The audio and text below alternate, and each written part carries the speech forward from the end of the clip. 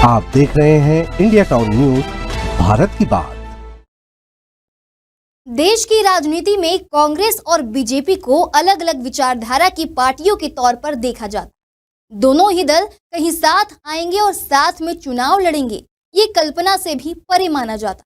लेकिन एक राज्य में ऐसा होते होते रह गया। जी हाँ, नमस्कार, स्वागत है आपका इंडिया टाउन न्यूज में। मैं हूं आपके साथ संजना कुशवाहा। एक नगर निगम की सत्ता पर विरोधी दल को रोकने के लिए बीजेपी और कांग्रेस के बीच गठबंधन तय हो ही गया था। हालांकि गठबंधन की यह कवायद मूर्त रूप लेती इससे पहले ही बीजेपी आला कमान ने हस्तक्षेप किया और प्रदेश नेतृत्व एक्टिव हो गया। प्रदेश प्रभारी को जिला यूनिट को लेटर लिखकर गठबंधन की कवायद रोकने के लिए कहना पड़ा। हम बात कर रहे हैं पंजाब, जहां दोनों दलों यानी कि बीजेपी और कांग्रेस के साथ आने की कवायदों के खुलासे के बाद हड़कंप मच गया। हालांकि बीजेपी ने इस बारे में कोई आधिकारिक बयान नहीं दिया।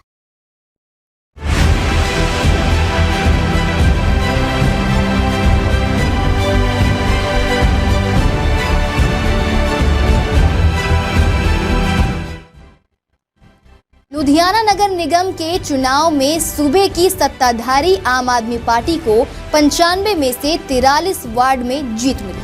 आम आदमी पार्टी अपना मेयर बनाने के लिए जरूरी 48 पार्षदों की जादुई संख्या से 5 पीछे। इस नगर निगम चुनाव में बीजेपी के 19 और कांग्रेस के 30 पार्षद चुनाव जीते। दोनों दलों का संख्या बल जोड़ ले तो 49 पहुंचता, जो अपना मेयर बनाने के लिए जरूरी 48 से एक अधिक है। ऐसे में आम आदमी पार्टी को निगम की सत्ता से दूर रखने की रणनीति के साथ दोनों विरोधी पार्टियां एक साथ आने की संभावनाओं पर काम कर रही थी। जिला यूनिट ने गठबंधन की संभावनाएं टटोलनी शुरू कर दी थी, लेकिन जब इसकी भनक विजय रूपाणी को लगी तो उन्होंने इस पर ब्रेक लगा दिया।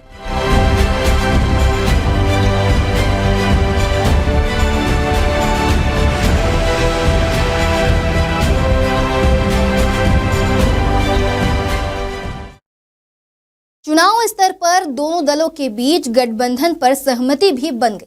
बीजेपी की जिला यूनिट ने कांग्रेस से गठबंधन संबंधी प्रस्ताव मंजूरी के लिए प्रदेश नेतृत्व और आला कमान को भेज भी दिया, लेकिन इस चौंकाने वाले प्रस्ताव को पंजाब बीजेपी अध्यक्ष ने खारिज कर दिया। इस फैसले के साथ ही अब आम आदमी पार्टी का निगम सदन की सत्ता पर काबिज होना, अपना मेयर बनाना तय हो गया। बताया जा रहा है कि पंजाब बीजेपी के साथ ही राष्ट्रीय नेतृत्व ने भी वैचारिक मतभेदों का हवाला देते हुए गठबंधन के प्रस्ताव पर ब्रेक लगा दी।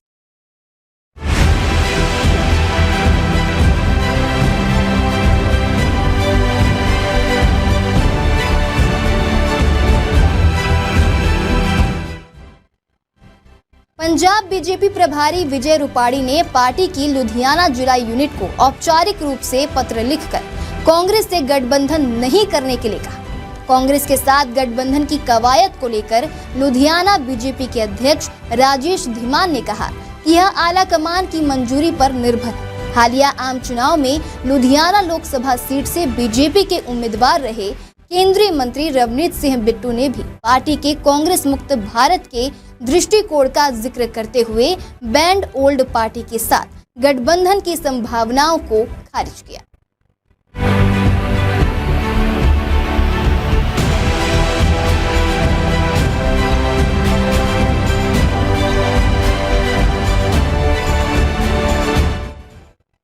बीजेपी के साथ गठबंधन की कवायद पर ब्रेक लगने के बाद कांग्रेस के लुधियाना जिला अध्यक्ष संजय तलवार का भी बयान आया, जहां संजय तलवार ने गठबंधन की कोशिशें फेल होने पर निराशा व्यक्त करते हुए कहा कि हमारा मुख्य उद्देश्य शहर का विकास था। उन्होंने ये भी कहा कि हम विपक्ष में बैठने के लिए तैयार हैं और निगम सदन में आम आदमी पार्टी के हर एक एक्शन पर करीबी नजर रखेंगे। बीजेपी और कांग्रेस के बीच गठबंधन की यह कवायद चौंकाने वाली भले ही लग सकती है, लेकिन लुधियाना में ऐसा पहले भी हो चुका है। लुधियाना ने 1991 में भी बीजेपी और कांग्रेस के बीच गठबंधन देखा था। तब बीजेपी कांग्रेस के सहयोग से चौधरी सत्यप्रकाश को मेयर बनाने में सफल रही थी।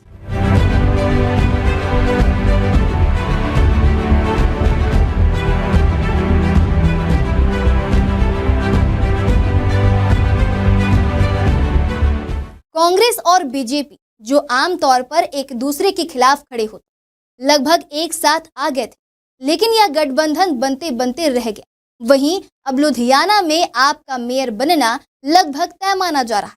तो वहीं कांग्रेस ने इस पर निराशा जताई और कहा कि उनका मुख्य लक्ष्य शहर का विकास था।